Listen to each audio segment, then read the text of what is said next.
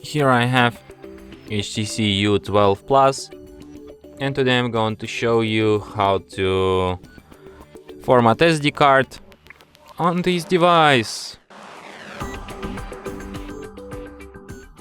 So firstly you should go to settings, then go to storage section,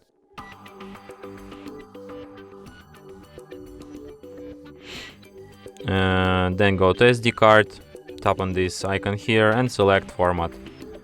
Then select format SD card, and after a few seconds SD card will be fully formatted and ready to be used anew. And that's it. Thanks for watching. If you find this tutorial useful, don't forget to hit that like button and subscribe to our channel.